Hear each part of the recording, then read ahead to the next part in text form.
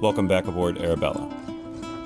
This week, Steve takes the new boom back to the boat, and it all comes together along with the new stack pack sail covers. But 300 episodes ago, the frames, planks, and mast still stood as trees in western Massachusetts. Victoria, rotting away by the sea, still held on to her treasures of mahogany and bronze. And everything that's happened since then is the story of Steve's boat. Something every boat has, big or small, bought or built, wood or plastic. Whether it's kept carefully stored like a museum piece, or rests forever at the bottom of the ocean. Arabella's story has evolved quite a bit from where it started. Alex left, but Robin came along.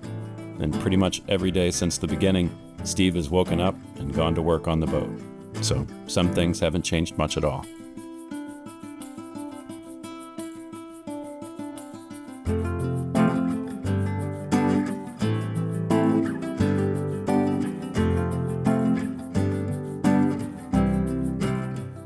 Steve continued work on the boom in Robin's dad's shop, a short drive from Harwich, where the boat is being kept. Don, who works for Robin's dad, was on hand to help out. So we're back in the shop. The boom's been wiped down with the epoxy primer thinner 200. So it just removes all the dust, takes off any oils, and gets ready for what is going to come next, which is the Total Protect. So this is a 2-part epoxy base, and we're going to use this as the primer coat. So we're going to get some of this mixed up, let it sit for a few minutes, and then roll it on the mast, or roll it on the boom rather. And one of the cool things with this epoxy paint is because we're using it with a base coat, we're not trying to get like a super nice finish off it. It builds up really quickly, but my favorite thing about it is that we can hot coat with it. So we'll mix up a batch, we'll roll it on, and as soon as we touch the boom and it doesn't come off with your finger, it doesn't leave a mark, we can roll on the next coat. And that's called hot coating. So it hasn't kicked so much that it's still not totally kicked, so the 2 layers will adhere really well together and become one. Where if we were to fully let it cure, we'd want to give it a light sand, give it a wipe down, and do more coats. But with this stuff, as long as we're quick and we hit that open window at the end of the curing time, we can just keep going.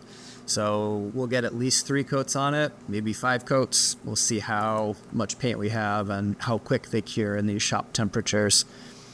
Once this has its coat of epoxy, we'll let it sit overnight. We'll give it a sand, and then it'll be on to putting on the topside paint, and that's where we'll work on getting a really nice finish out of it. This is just trying to build up a nice, heavy, durable base coat. Well, I have your attention. When I broke the boom, I glued it up temporarily with Fixo, and it was their thickened epoxy. So I kind of spooged it in there, pushed it in as best I could, but I couldn't get it really deep down in that crack. And I used Fixo because it was out of the tube, it was really convenient, and it's what I had on the boat.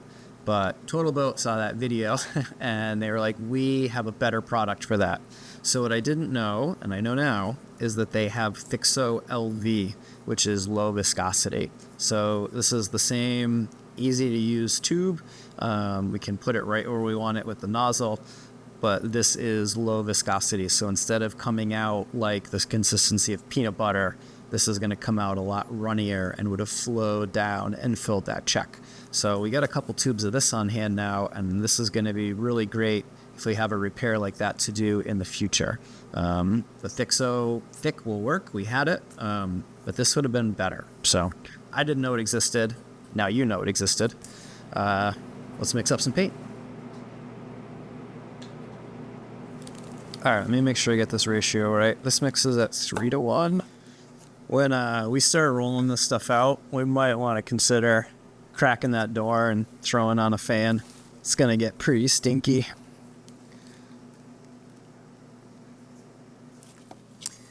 So it mixes on 3-to-1.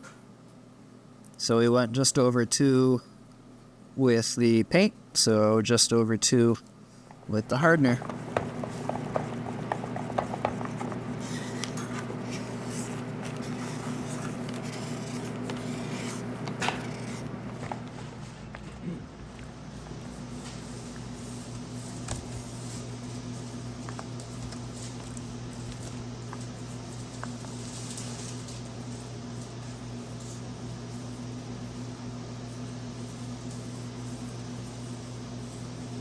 Well, the epoxy paint is nice and dry, but there are lots of sags and some remnants of fingerprints and stuff.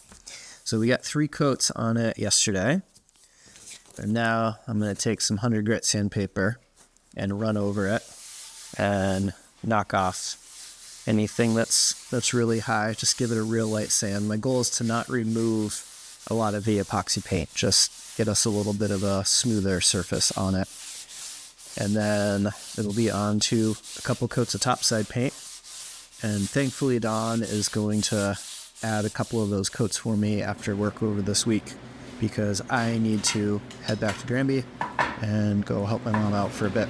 So it'll be really helpful to have that, because it's tough waiting for coats of paint to dry. It's not a lot of time to get this work done, but you need a lot of time between the work. So thank you, Dawn. Your help is very much appreciated.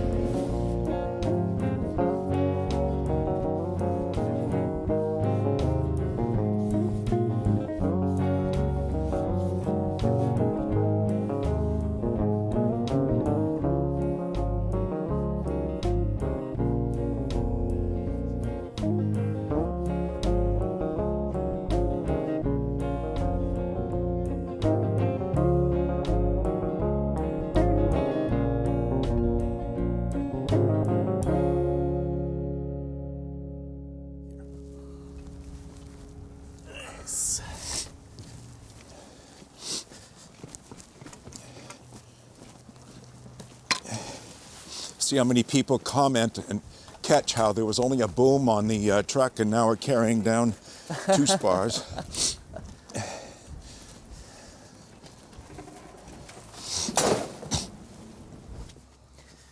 So this is our commute Yeah, to our home. tough place.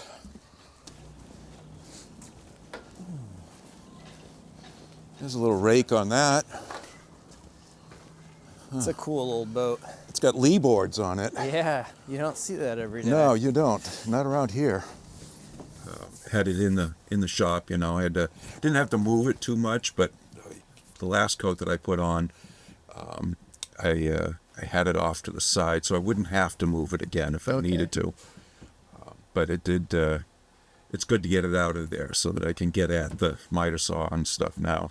Well, I really appreciate you letting us take up the space and the help with it. I can't imagine it would have taken a month to get it all painted, because I wouldn't have been able to drive back and forth just to go put on a coat of paint. Mm. We certainly can't paint in the weather here. No. So that was huge. And I don't think it sustained any damage, maybe a ding here and there. That's about it. And it's bound to get a few more before you even get it up on there.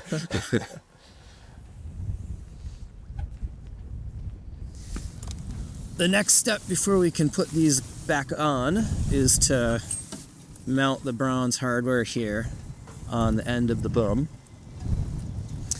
But we need to leave to go to Western Mass for my mom. And if you can't tell, it is very windy. It is very cold. So we could put this on at this particular moment and maybe put the mizzen boom on, but we would run out of time and it's going to be miserable. So instead, Robin and I are going to take a rare opportunity and get to the gym, which we don't have a chance to do very often because it's not close to here, but it is on the way to go get Mom. And when we get back in a couple days, it's supposed to be 50 degrees and no wind. And I don't know about you, but I like working in 50 degrees and no wind with sails and booms and bare hands a lot more than I like 28 and windy. So this is gonna sit, and let's get our butts to a warm gym for a little bit. Yay, climbing!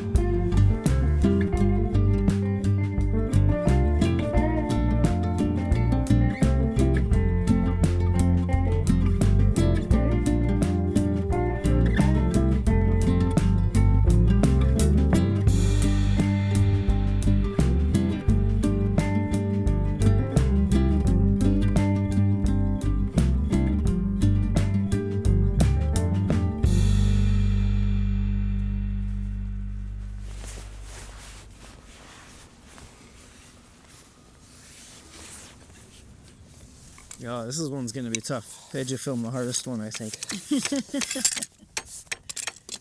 This might be a little bit of a process.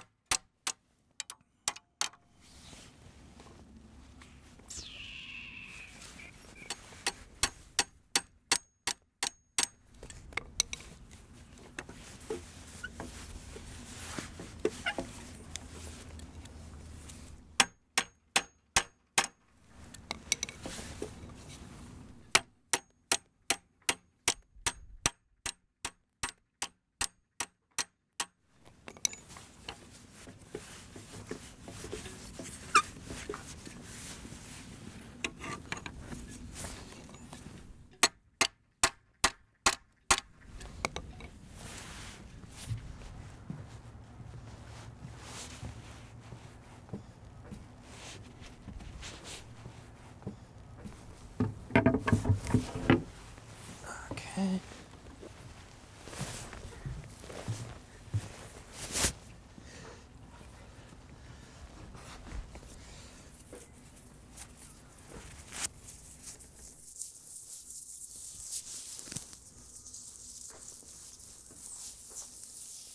Can you tighten that line up at the belaying pin? Okay. All right.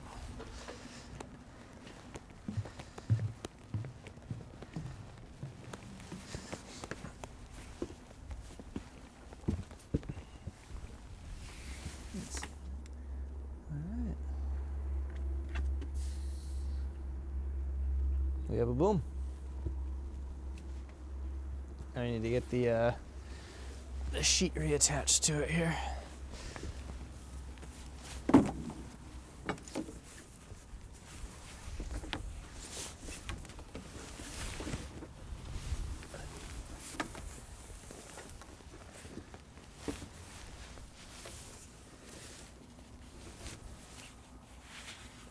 All right, I'll keep that from running away for now.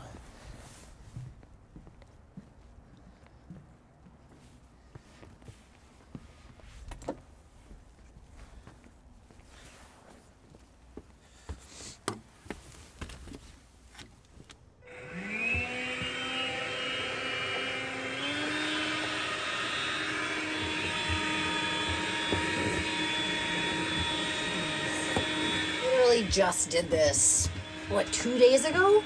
Yeah. This is insane. It's just the start of shedding season. All right, buddy. Good thing we love you.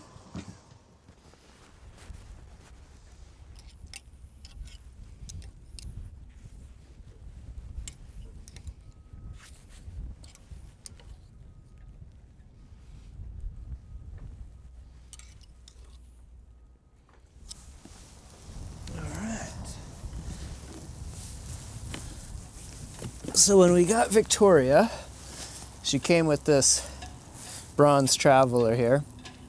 And this is how Victoria had it set up. There was a shackle that rode on there. And this is what we've been doing. It's a little noisy.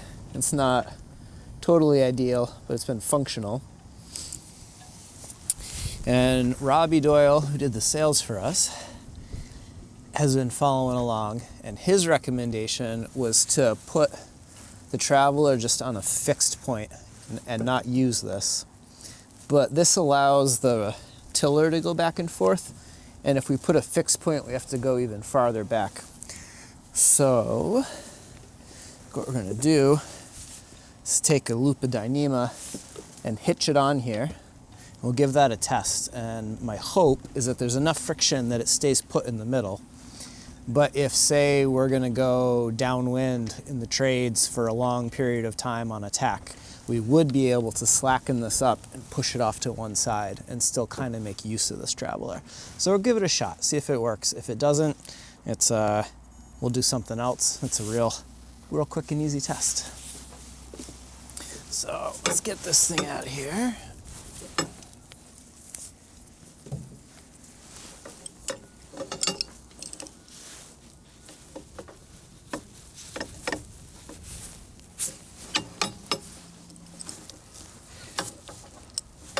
Well, I have to say, I won't miss the clank, clank, clank of this.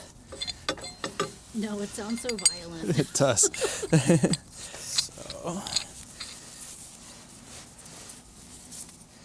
let's see, I don't want to do this.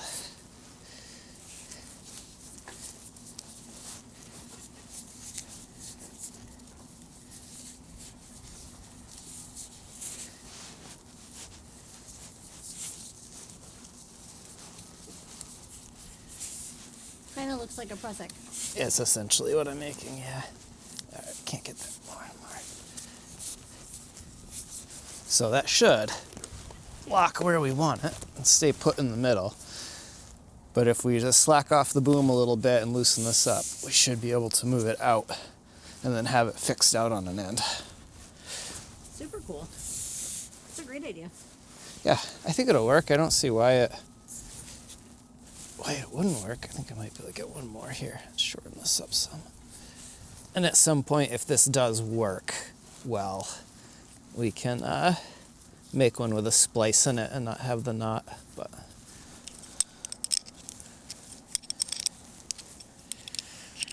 all right, cool. So here's the first part of this.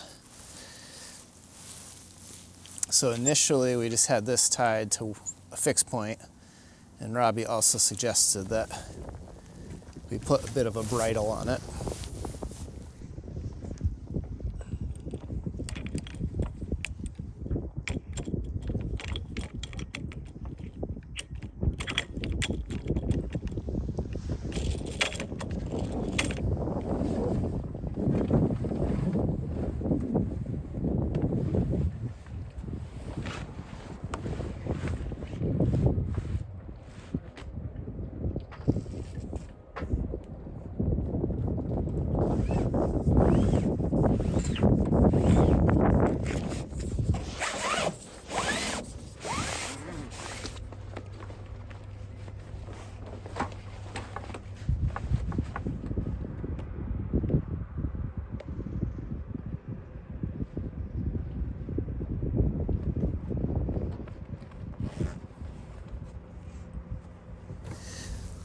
So this is the main sheet for the boom, and originally we had this shackle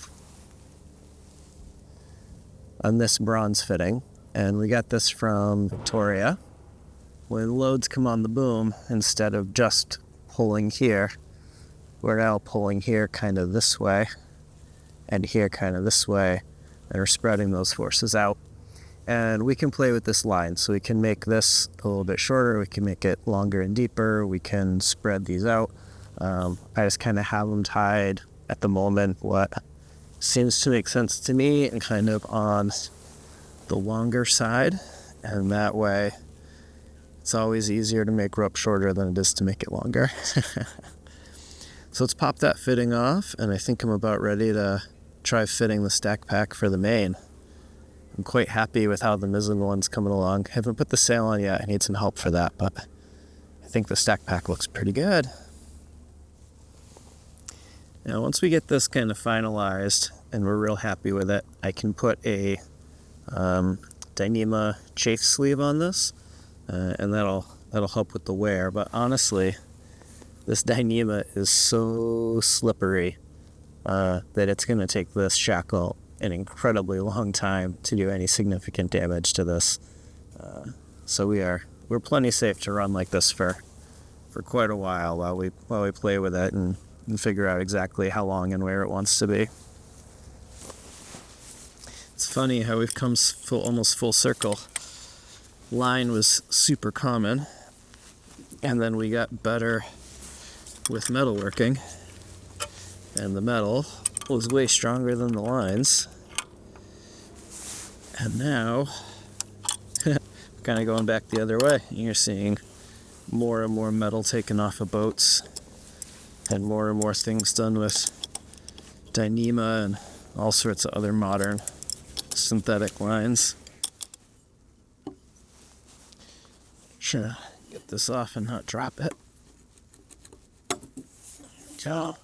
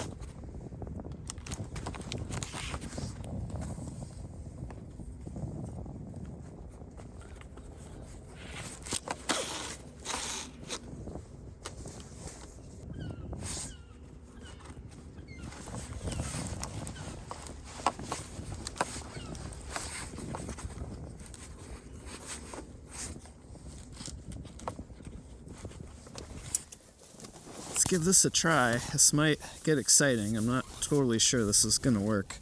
Yeah, it's a little windy. It's a little windy, but it's just supposed to stay windy for the next week or more, so this is kind of our chance, but I don't know.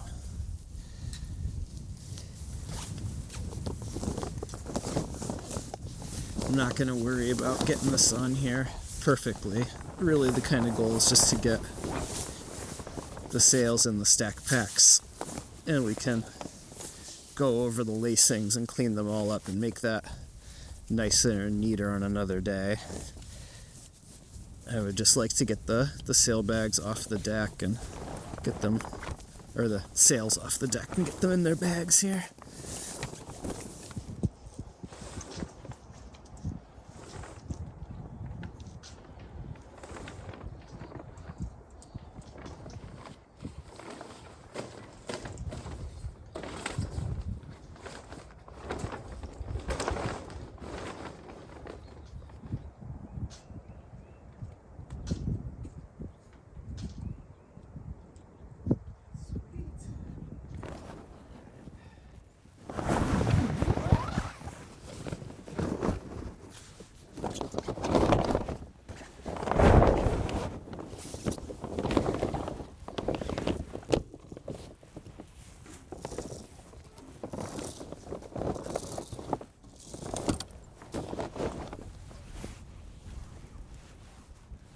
Well, it's gonna be some new tricks to learn for this than the stack packs. Yeah. But I think this is gonna be way better.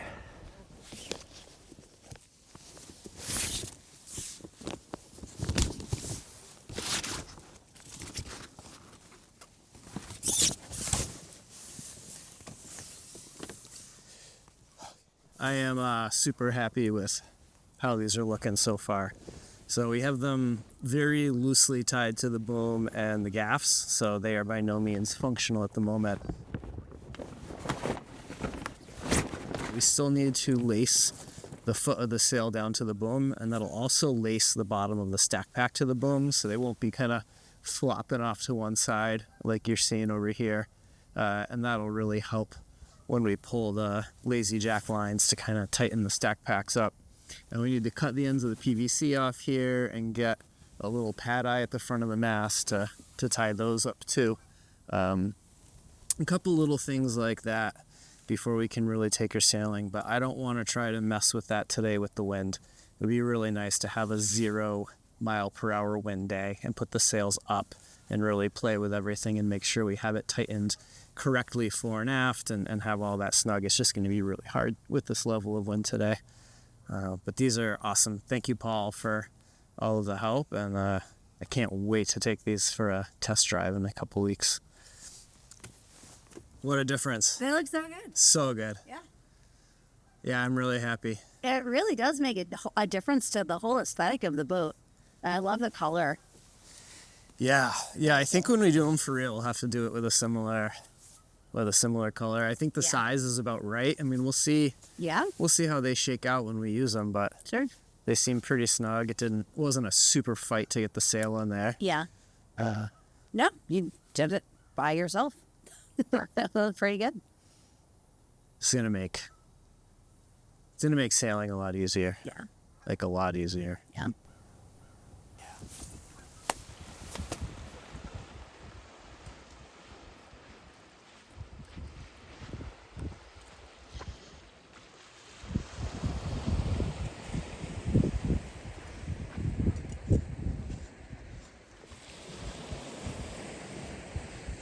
Oh my goodness.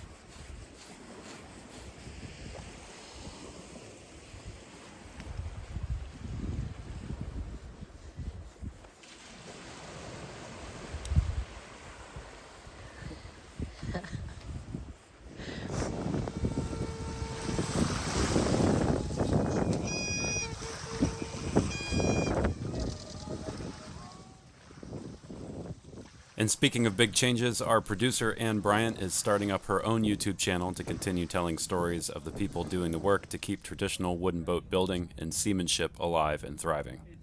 The first episode is up now, so click on over there and check out From Pine to Palm. Give it a like and a subscribe, and along with us, wish Ann the best of luck with new adventures.